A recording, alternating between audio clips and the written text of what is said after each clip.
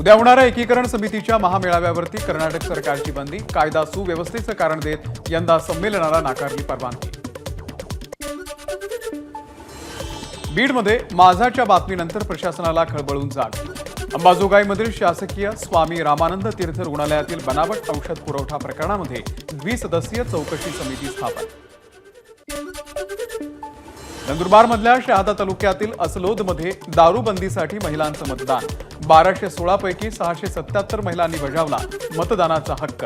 जिल्ह्याला निकालाची प्रतीक्षा. नाताळसाठी कोकण रेल्वेच्या विशेष गाड्या.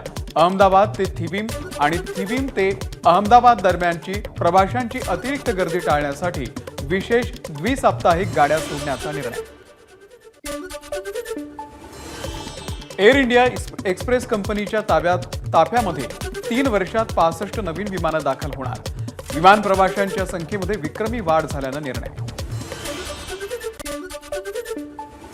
नाशिकमध्ये लवकरच तेजस या लढाऊ विमानाची आणि HTT-40 या प्रशिक्षण विमानाची निर्मिती होणार. HALचे मुख्य कार्यकारी अधिकारी साकेत चतुर्वेदी यांची माहिती. भंडाऱ्यामध्ये अवकाळी पावसाच्या सरी. या पावसामुळे मळणी केलेल्या धान पिकाला मोठा फटका.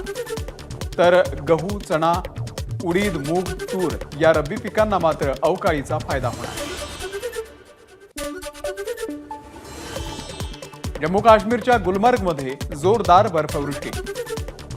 स्की रिसॉर्टमध्ये 6 फुटांपर्यंत बर्फ जमा. बर्फवृष्टीमुळे थंडीतही मोठी वाढ.